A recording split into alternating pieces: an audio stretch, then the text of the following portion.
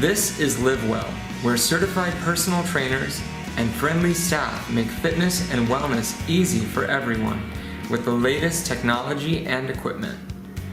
We feature the best instructors and programs in aquatic exercise, group fitness, and mind-body exercise for all ability levels. There's something everyone will love. Let our experienced staff give you the tools to live well and improve your health. How will you live well?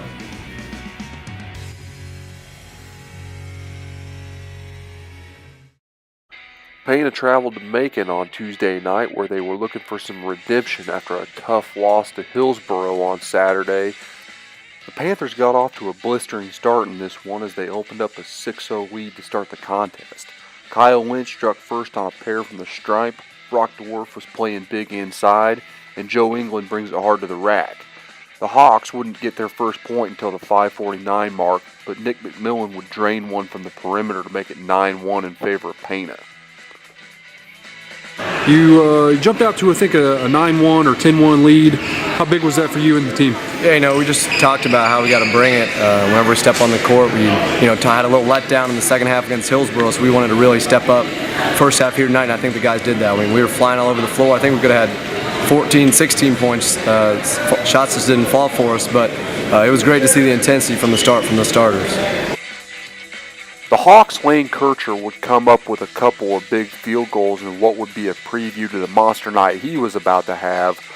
But Pana owned the early going in this one as Adam Miller darts inside with an acrobatic move to the rim.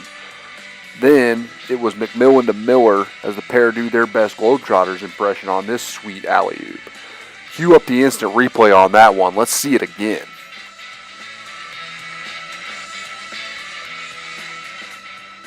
Pana had all the momentum in this one, and everything was working for them as Michael Roebuck works his way inside, and then Miller hits one from the top of the key. With a little coaching from the Meridian bench, though, the Hawks would respond with their first big flurry of the half as Kircher gets by a couple of Pana defenders. They hit from deep, and then Cameron Getz shows off a sweet spin move for a nice bucket. Pana's Brock DeWolf would take charge in the waning minutes of the first half on a cluster of baskets. Here he backs down his defender for a nice score before he asserts himself on the boards for a nice second chance opportunity. It helped the Panthers get out to an 18-point lead going into intermission. What was working for you there at the end of the half? Well, we were just getting mismatches through ball screens and other different kind of screens and just cutting and get open. And we were just taking advantage of those mismatches and attacking the rim. The Panthers needed that big lead out of the break as it was the Lane Kircher show in the third quarter. He had it working outside, he had it working inside, he was just on fire. He registered an eye-popping 21 points in the third quarter alone, and Pana seemingly had no answer as their once big lead had dwindled all the way to just 3 points. When you know he's going to get his shots, you know he's going to make big-time shots. I don't think he hit the rim, in the third quarter, about burnt the whole place down. But, we just stayed after it, gave him a little bit too much space. We just kept talking about it. We forced him into some tough shots there in the fourth quarter. But it's great to jump out to a big lead and then have that happen instead of the opposite way around.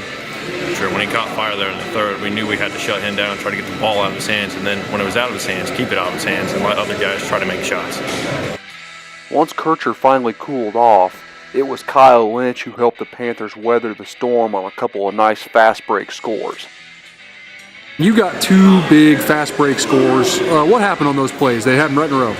I don't know. We just really needed momentum, and I saw my chance. I had good opportunities at layup, so I was just really running the floor and streaking down the left side. My teammates were finding me.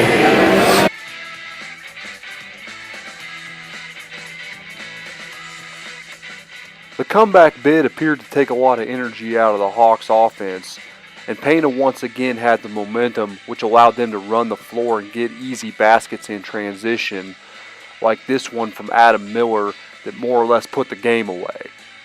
Pana would go on to win this one 80-66 over Meridian. How big is it morale boost to get this win after a tough 1-point loss the other night?